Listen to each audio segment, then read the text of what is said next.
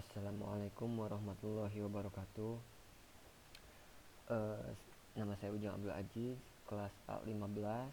Di sini saya akan mencoba mempresentasikan ruang lingkup usul tarbiyah.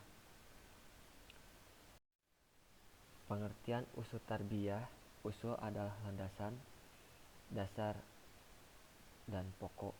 At-tarbiyah adalah pendidikan Islam. Jadi landasan pendidikan Islam yang menjadi dasar kependidikan Islam. Nah, dalil tentang at-tarbiyah: yang pertama secara dalil Al-Quran, yang kedua secara Al-Hadis. Dalam Quran surat Ali Imran ayat 79 dijelaskan, Bismillahirrahmanirrahim, maka nali basyarin ayyutiyahullahul kitaba wal hukma wan nubuwwata tsumma yaqulan linnasi kunu ibadalli min dunillah walakin kunu rabbaniyina bima kuntum tu'allimuna kitaba wa bima kuntum tadrusun. Yang artinya, tidak mungkin bagi seseorang yang telah diberi kitab oleh Allah serta hikmah dan kenabian, kemudian dia berkata kepada manusia, jadilah kamu penyembahku, bukan penyembah Allah.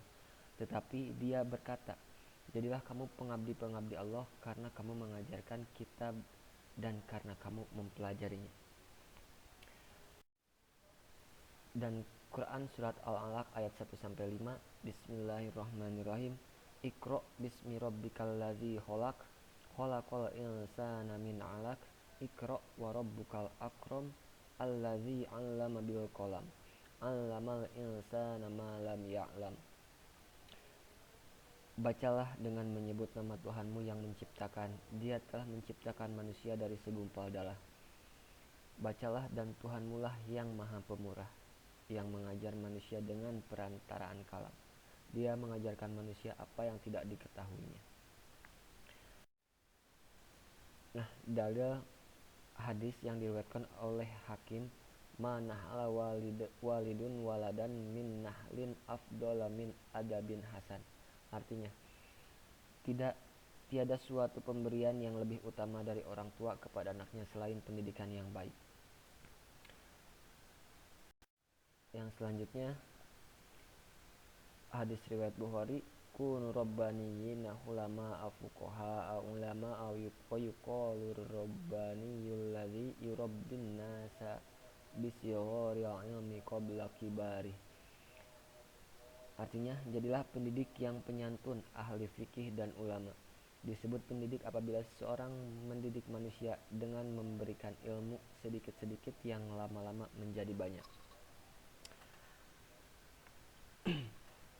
Nah, di sini dijelaskan mungkin pendidikan merupakan kebutuhan pokok bagi umat manusia, karena manusia di saat dilahirkan tidak mengetahui sesuatu apapun, namun di sisi lain manusia memiliki potensi dasar atau fitrah.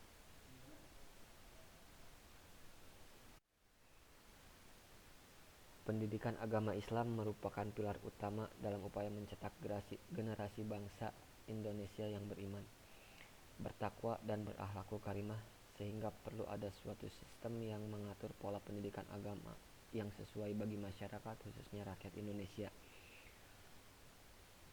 Pendidikan agama merupakan pendidikan yang memberikan pengetahuan dan membentuk sikap kepribadian dan keterampilan peserta didik dalam mengajarkan budi pekerti yang dilaksanakan sekurang-kurangnya melalui pendidikan keluarga, sekolah, maupun masyarakat, sesuai dengan usia atau tahapan-tahapan yang perlu diketahui.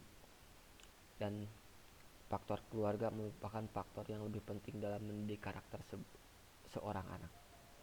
Gitu.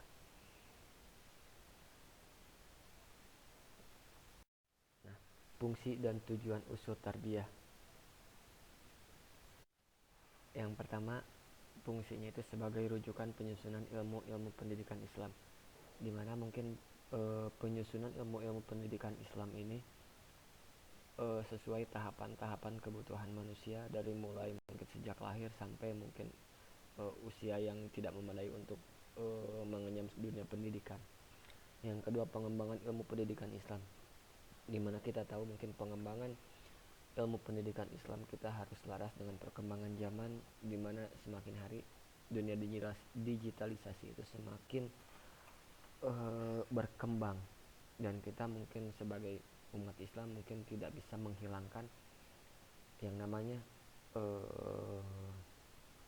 kepribadian kita ataupun keseimbangan kita dalam menerapkan hal-hal yang bisa dikatakan mungkin dengan kemajuan zaman. Jadi ibaratnya mungkin kita harus seimbang.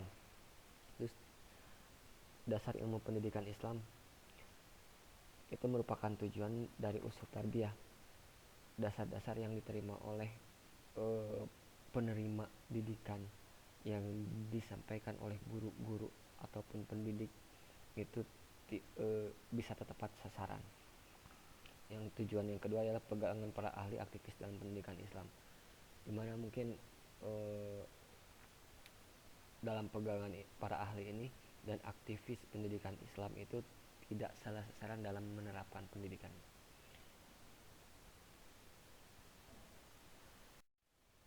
Sekian mungkin yang bisa saya sampaikan, mungkin kurang lebihnya mohon maaf. Sekian, wassalamualaikum warahmatullahi wabarakatuh.